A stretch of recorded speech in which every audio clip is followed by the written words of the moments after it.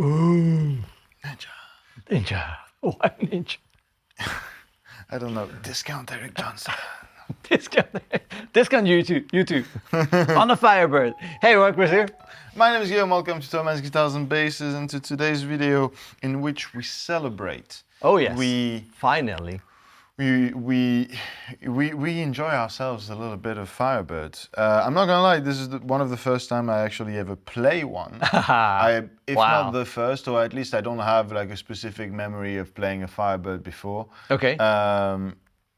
It's a particularly tasty example that I've got on my Yeah, you bastard. Your first one is like a Murphy Lab, so yeah, there you go. But today's video is falls in line with our series that we started 17 years ago, all the sounds with XYZ insert guitar model, and we realized we still hadn't touched the Firebird. So yeah, huge mistake. Yeah, we're gonna be fixing that real quick and going through the various sounds that you can expect yourself if you were to buy a Gibson Firebird or an Epiphone Firebird or an Epiphone inspired by Gibson custom Epiphone Firebird. Short and snappy name. Yes. Yeah, this is us going from clean sounds to drivey sounds to higher gain or whatever fuzz, whatever feels right with that kind of guitar. To see like what you can get away with, right? Of course, you can play anything on anything, and the story, we don't need to talk about it anymore. But it's like, you have a guitar like this. Can you play, I don't know, guitar licks and songs that are famous for using, I don't know, Tallys or Les Pauls, or like a very different guitar than the one in your hand? And these are the kind of gain stages that we go through from clean to quite a significant amount of gain. Yes. Do we want to start clean? Yes. Oh, by the way, this is an Epiphone inspired by Gibson Custom Firebird 5. Yes, because, oh my God, these codes. It has the vibrola, it has the two mini humbucker Firebird pickups, which are a little different than normal mini humbuckers, and the trapezoid, what is it called? Top hat? Crown inlays. The ones you'll see in a Les Paul Standard. Yes, these are two examples of Mark V. This is on the other end of the spectrum. This is a Murphy Lab Gibson, so the one that inspired that one. Daddy. So this is the top of the cream of the top notch. It's a beautiful guitar. Yeah, both 63, both Firebird 5, because you want to have a bit of that neck pickup. If you were to talk about the Firebird 1, but you don't necessarily need the middle pickup if you were to talk about the Firebird 7. Yeah. But this is pretty phenomenal. Yeah, exactly. So let's sorry. No, just to wrap this up, funny enough, we just watched a wonderful history lesson Keith, by forever the legend. in love with you, Keith Williams and his mustache. Firebird World, and he also confirmed that the two most beloved custom finishes were these two. These two, and we're like, dude, we just chose the most beloved finishes. Yeah. What a surprise! So yeah, there you go. What would be your like clean approach? What is like the sound without touching any of the knobs or doing anything? Everything on 10. He touched all the knobs. Pickup. Just after I said everything on 10, neck pickup. That's where I was. I haven't. I have touched, but I haven't changed anything. Just kidding.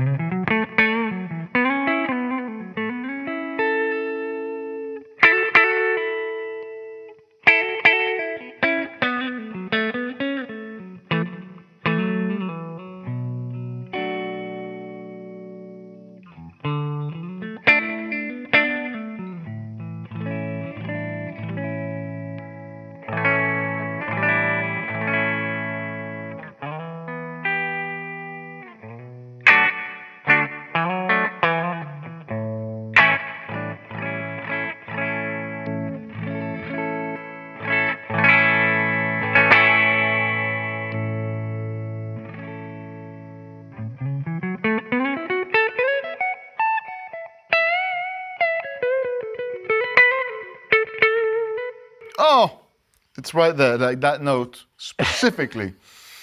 It's a pretty phenomenal, clean humbucking pickup. Yeah, Because nowadays you find like a lot of like, the quiet coil, the noiseless, the this and that. But at the time, which was 1963. Thank you, Keith. This was new. This was the humbucking pickup with not the PAF frequency response. Yeah, like it was Gibson's answer to the big F. Yeah, exactly. Yeah. And it's like, it's got the extra top end, it's got the extra like different kind of mid-range response, maybe something more in the lines of what an SG would give. And then some more actually, like more clarity, a bit less mid-range. Exactly. Actually. Or like a honky kind of mid-range. That bridge pickup, dude, that is like, yeah, for sure. Oh. And you get to that in between, and it does the like.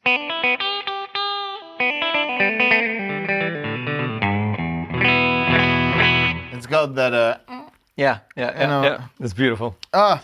Okay, so pop stuff, blues stuff, even like, I don't know, like funk stuff. You have everything that needs clarity, even like country, honestly. I mean, Shade 100%. doesn't scream old school country, but like country rock, hell yeah, totally. Yeah, no, but honestly, just very, very versatile, clean. And I'm using the Victory V40, and this is the Epiphone inspired by Gibson custom version with Epiphone's own custom shop pickups, basically. And this is how that sounds like without tons of delay. I mean, I know it's gonna hurt, but I'll turn it off.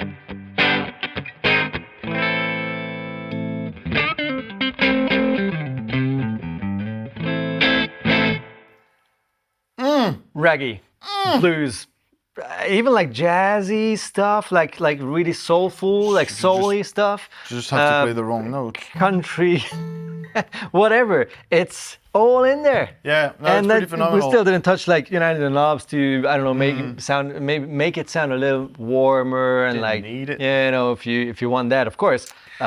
Jeez. That explains why this kind of met the success that the Explorer was supposed to meet at first. The Explorer was repeating the same recipe, just with the shape that was very shocking.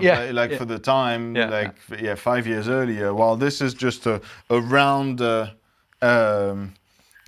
car designer made that's it, guitar, right? But the sound, it also offers something that the regular humbucker just does not do.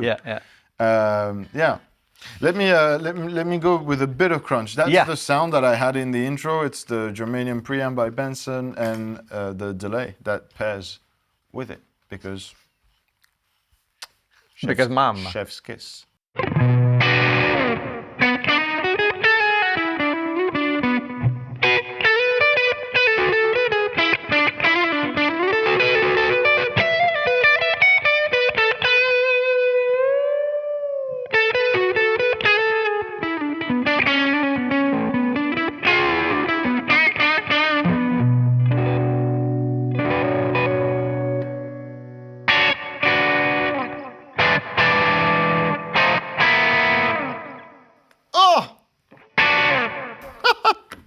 Come on. I want a Firebird with no bridge pickup. I do not care what this is.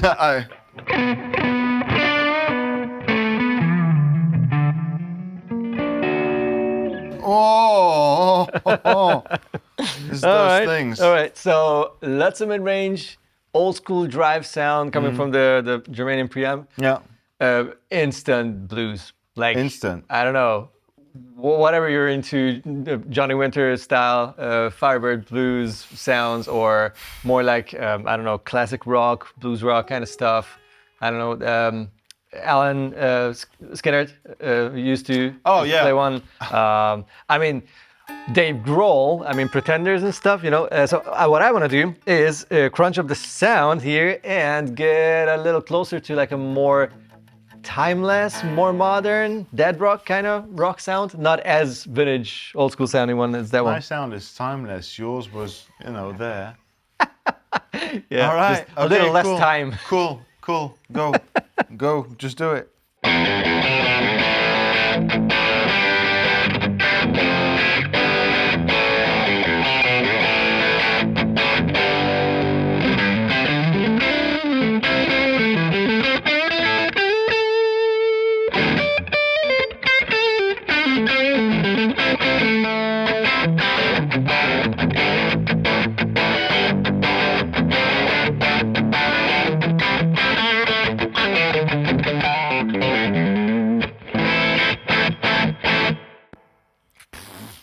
Which is like, could be a 90s rock, Foo Fighters kind of stuff, kind of sound, or like an 80s classic rock, whatever sound.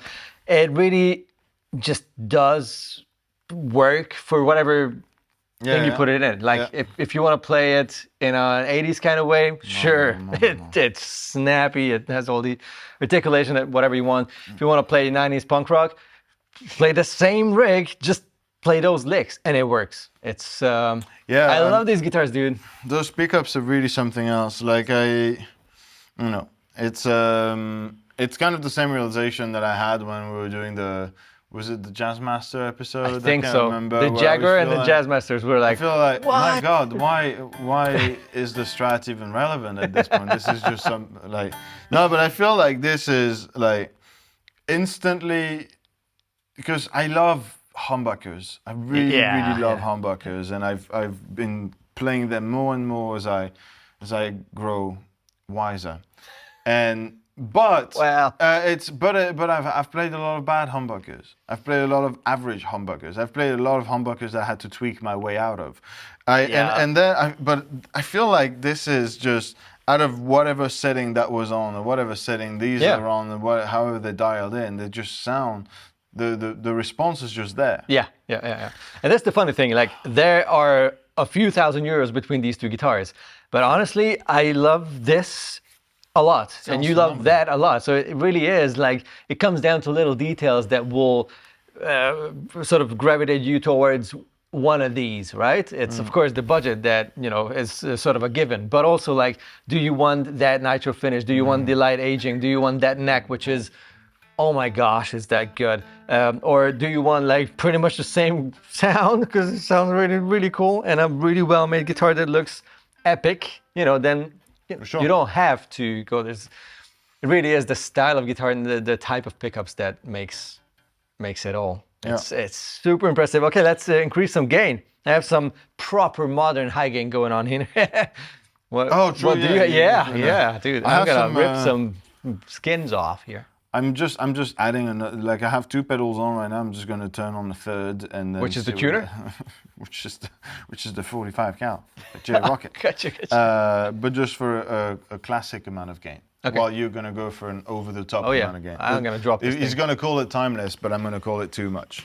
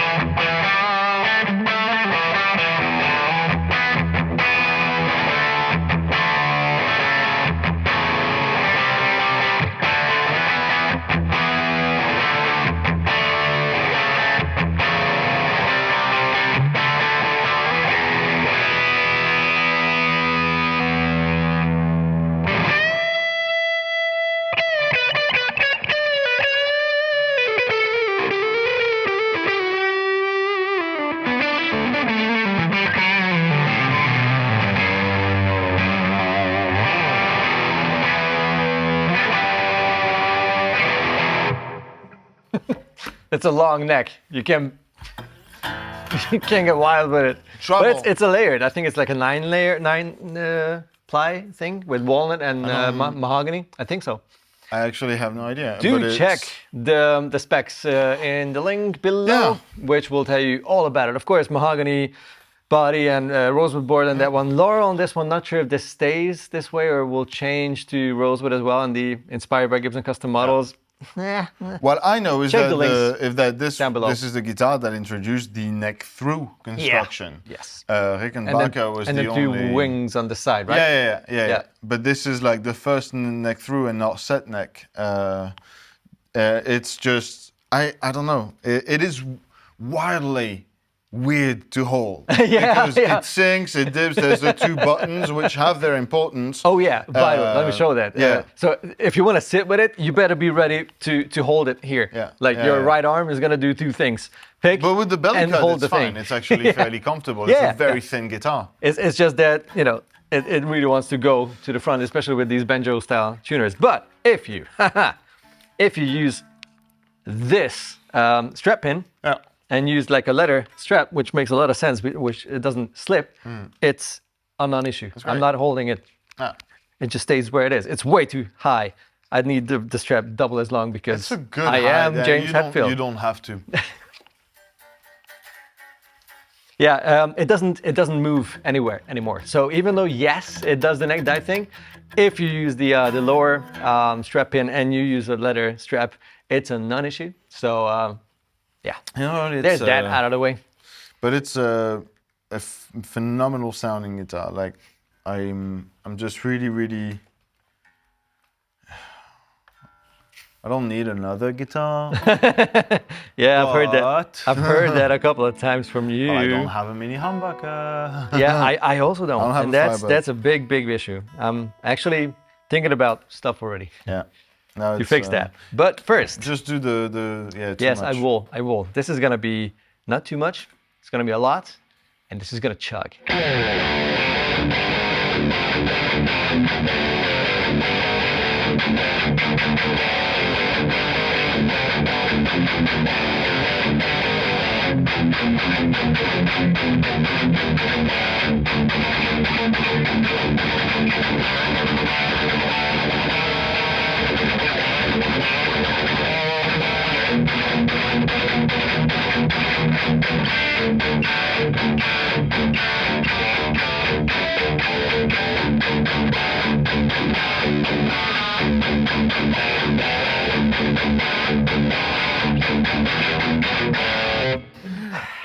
You know it's good when all the music has left your body and it's just the It's chug just the left. chug. There is no Pure melody left in him. It's all evaporated. Chug.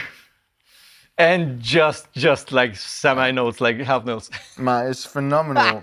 What the Phenomenally hell happened? crisp, It's like crisp violence. the tightest sound.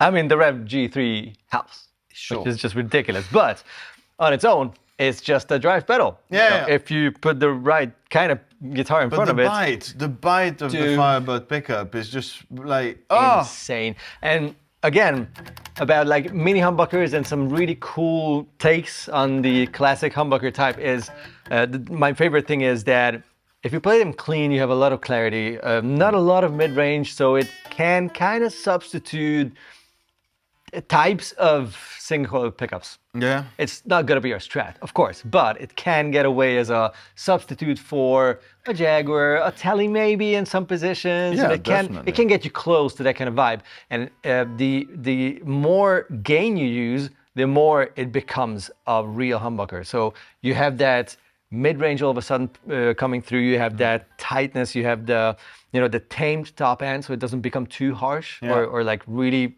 piercy or something. It's I don't see the point of not owning touching one. the Yeah, me tone- neither. What? The tone knobs, but like, yeah, it's everything. Yeah, I you mean, said. you can make it sound probably like jazzier, or like soul-y.